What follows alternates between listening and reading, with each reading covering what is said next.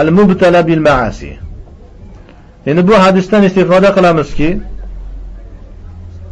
inson gunohlar bilan balolangan kishini ko'rganda tilini qo'yib yuborishlikdan saqlanishligi vojib bo'lar ekan.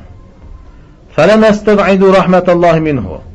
Bu gunohkorni ko'rganda gunohkordan Allohning rahmatini uzoq sanamaymiz. Bir odamni qaradikki, masalan, shaytonga o'xshab kiyinyapti ekan. Buni qaranglar, ishi bitibdi-ya buni. Demaslik kerak. Bir odamni ko'rdingizki, aroq ichib dovdirab ketyapti. Bu falonchining o'g'limi? Eshondan eshak chiqadi deyishgan edi. Olimdan zolim chiqadi degan edi. Buni o'zi buni zoti past edi buni. Shu yomonlikka dalil ko'p. Eshon bo'lsa, eshonning bolasi bo'lsa, eshondan eshak chiqar ekan deydi. Olimning bolasi bo'lsa, olimdan zolim chiqadi deydi. Agar uni otasi ham yomon bo'lsa, o'zi zoti pastda buni deydi. Eshakning bolasi eshak bo'ladi deydi. Illo hamma yomon bo'laveradi. Ota-onasi yaxshi bo'lsa ham, yomon bo'lsa ham. Hech kim yaxshi bo'lmaydi. Hech kimni haqqi yo'q uni ko'rib turib, buni ishi bitibdi ekan. Buni peshonasiga muhr bosib qo'yinglar. Jahannamiydir. Do'zaxdir. Demaslik kerak. Alloh buni kechirmaydi. Demasin.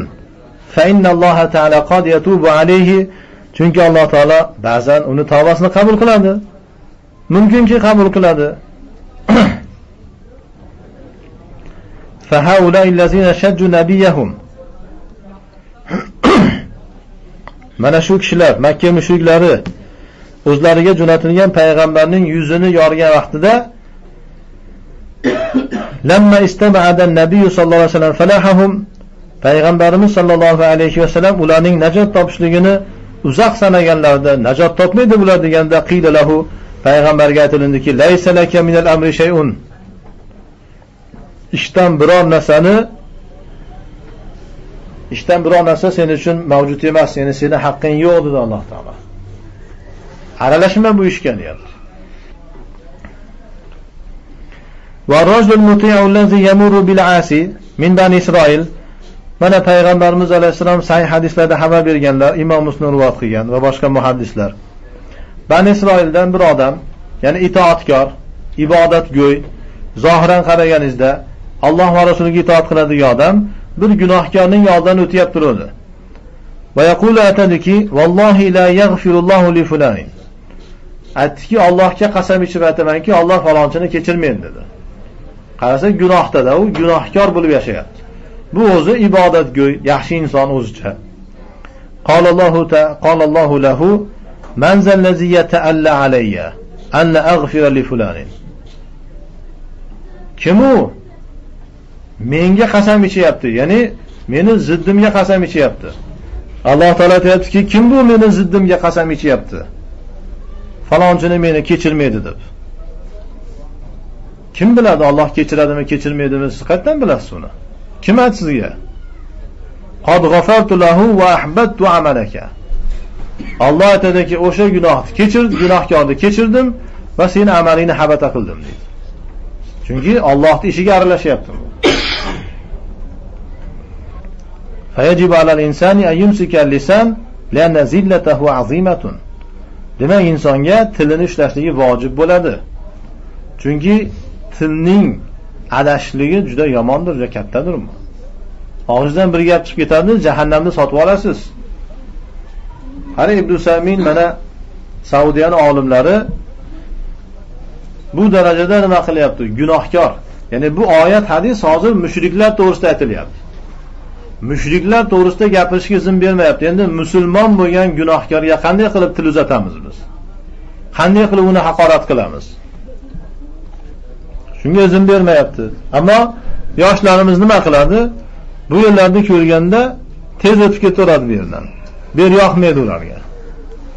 Bunday qarasa, kimiki masalan ruhlardan so'rasa kofir, falonchi qo'shnimiz ruhlardan so'raydi. Kimiki ya faloncha kofir, falonchi qo'shnimiz yo pirim deydi, kofir u. Shunaqa qilib mahallada hech kim qolmadi, bir kishi qoldi. Uni tekshiradi ekan orqasiga josus bo'lib, buni nima shirki bor ekan deb. bir haftadan keyin topadi-da, u ham bo'ldi kofir. Bitta o'zi qoldi mahallada, bitta musulmon. Bu joiz emas bu. Tilimizga ehtiyot bo'lishligimiz kerak. Ammo shu masalalarda haddimizni oshib ketmaylik. Tilimizga ehtiyot bo'lamiz deb so'pilarni ham holatiga tushib qolmaylik. So'pilar kimni ko'rsa biz undan battarmiz deyishaveradi. Bular jan oshirib olishgan bular. Masalan, bir zinokorni ko'rsa, zino qilyapti turgan bo'lsa ham, yo u yaxshi inson u. Yomon ish qilmayapti. Mendan yaxshi. O'g'irlik qilyapti. Qanchalik bir yomon aroq ichib, dovdirab yurgan bo'lsa, aytadi, shu ham bizdan yaxshi. Bu ham noto'g'ri bu ham. Hatto botil qissalar bor. Men avval sufilar bilan munozara qilganda aytdim. Ular bizga tuhmat qiladiki, bular biz aytadi. Avliyolariga beadablik qiladi deydi. Biz avliyolarga beadablik qilar ekanmiz. Nimaga? Avliyolardan so'ramanglar deganligimiz uchun. Avliyolardan so'ranglar desa, shunda avliyolarga adab qilgan bo'lar ekanmiz. Men aytdimki, biz alhamdulillah avliyolarni hurmat qilamiz, avliyolarni himoya qilamiz, butun avliyolarni yaxshi ko'ramiz.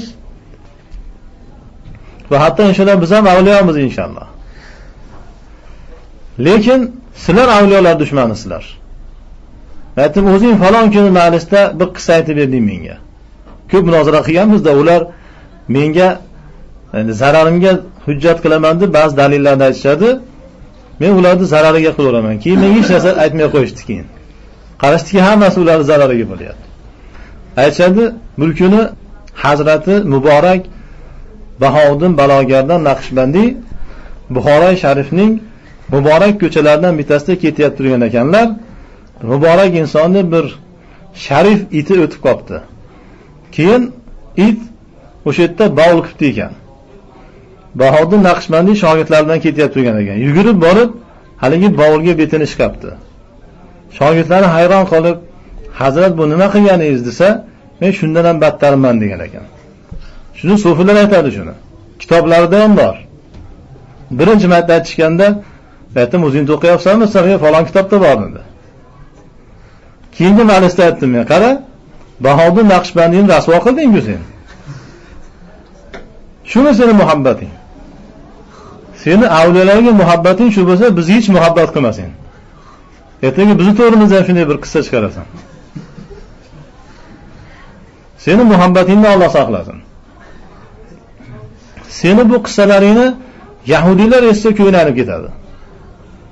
Aytadi, alhamdulillah biz musulmon bo'lmabmiz deydi. Bo'lmasa bu musulmonlar bizni betimizni itni bog'liga ishlaydi bular. Avliyo bo'lasan deb. Sen nima deyapsan sen dedim. Bu islom degan dinda itni bog'li libosga tegib ketsa, kamida 3 marta yuvishlik kerak. Agar itni tili bir idishga tegib ketsa, idishga. Hanafiylar 3 marta yuviladi, Shofiylar 8 marta yuviladi. Sen aytyapsanki, borib betini ishqasin deyapsan. Hayron bo'lib qoldi. Inkor qilay desa, inkor qila olmaydi. Isbot qilay desa, men ham buni endi majlisda shunday qilib aytib berdimki, nihoyatda jirkangan holatda. Majlisda ko'p odam bordi, butun avomlar ko'ynanib ketdi. Dedi, nahotki shuni gapirgan bo'lsang. Aytdingmi shuni? Hamma ma'lumot qilyapti uni. Dedi, badbaxt yaramas. Indamay qoldi bechora. Keyin o'ylab majbur uni o'zgartirdi. Aytibdiki, yo'q, u kishi tekizmadilar, yaqinlashtirdilar. Nutdigan. Baribir beadablikda. Hamma qissalari shunday. Butun so'pilarning qissalarini ko'rsangiz, hammasi shunday. Najosatga aloqasi bor. Yana bizga aytadiki, bular avliyolarga beadablik qiladi deydi. Turkiyada bir katta pir bor ekan, eng katta pir shu ekan. Butun dunyoni o'sha ushlab turgan ekan, o'zini zamonida. Keyin buni shogirdlari bor ekan, 20 yil 30 yildan beri xizmatini qilyapti, hech qaysinisi avliyo bo'la olmaydi. Shu badbaxtligicha qolyapti turgan. Hech qaysinisi Allohga do'st bo'la olmayapti. Keyin Suriyadan bir olim kelibdi, bir pasda avliyo bo'lib qoldi. Bir pasta. Bir necha oylik ichida. Uchib yuribdi. Bozorlarga borib kelyapti, amishlar quyiribdi. Hamma hayron. Biz necha yildan beri xizmat qilyapmiz. Ushalmaymiz 2 metrga ham. Bozorga ham piyoda borib kelamiz, toqqa ham piyoda borib kelamiz. Bu uchib yuribdi bu. Yaxshi emasmi uchib yursiz? Mashina ham kerak emas, samolyot ham kerak emas. So'rashdi, buni siri nima? Sen qanday qilib qisqa zamonda avliyo bo'lib qolding, uchib yuribsan? Hammamizni o'tib ketding. Keyin bu kishi aytdiki, men shayximiz har tahorat qilmoqchi bo'lganda u kishiga kesak olib borib beraman. Ha, unisi mayli. Keyin shayximiz o'sha kesaklarni ishlatadi. Keyin u kesaklarni otadi tashqariga. Men o'sha kesaklarni olaman va o'sha kesaklarni betimga chiqaman. Turkiyaning eng katta avliyosini, eng katta muridini qissasi bu. Shunga qisqa zamonda shunday katta avliyo bo'lib ketdi. Men aytdimki, sizlarda avliyolik bir odam betini bavulga ishqalab turib avliyo bo'lgan bo'lsa, yana bittasi istinjoda iste'mol qilingan kesakni betiga ishqalab avliyo bo'lyapti degan bo'lsa, senga dedim, tarixdagi hamma avliyolardan o'tadigan bir yo'l ko'rsataman dedim. Shuni qilsang, hamma avliyodan o'tasan, sendan keyin katta avliyo kelmaydi. Tuvaletga borib tushib olgin dedi. Shu kallang chiqib tursa bas. Sendan katta avliyo bo'lmaydi. Ana avliyo, mana avliyo. Hamma kitoblarda yozilasan. Butun orzu umidingga yetishasan. Hamma qissalari shunday hayron qolasiz. Ana bizni diyorda ham bor-ku shunday. Mashrab muridlarini tashlab ketib olibdi ekan, sahroda muridlari kechirim so'rabdi. Mashrab kechirmabdi ekan. Aytib, sizlarni imtihon qilaman dedi. Keyin qazo hojat qilibdi. Aytdi, agar sizlar sodiq murid bo'lsalar shuni yeysizlarni. Denaga hamma muridlar keyin aytdi, biz buni qilamiz, bu juda og'ir shart bu. Biz majbur sizni tark qilamiz, endi avliyo bo'lmasak ham mayli. Bir muridi keyin sodiq murid ekan, ko'zini yumibdi-da, yebdi nima bo'lsa bo'lsin deb. Shu qissalar keladi kitoblarida, mashhur. Odamlar bu qissalarni o'qib yig'lashadi. Biz bunday bo'la olmaymiz. Biz avliyo bo'la olmaymiz. Qiyin ekan juda. Alloh bizni kechirsin. Biz demak jannatga bora olmaymiz, biz qila olmaymiz-ku uni. Qani qiyin. Shuni qilmasa, sufilarga ko'ra jannatga bora olmaysiz. Shuning uchun mana shu narsalar hammasi payg'ambarlarga, avliyolarga, Allohning do'stlariga, ulamolarga tuhmat. Bir odam haqiqatan shu ishni qilyapti degan bo'lsa, badbaxt u. U qanday avliyo bo'ladi u? Avliyo emas. Avliyolikka hech qanday aloqasi yo'q. Avliyo shayton bo'lishi mumkin. Shayton avliyosi bo'lishi mumkin. Shuning uchun so'pilarga o'xshab bunchalik nima qilishlik ham to'g'ri emas, joiz emas. Summa innana nushahidu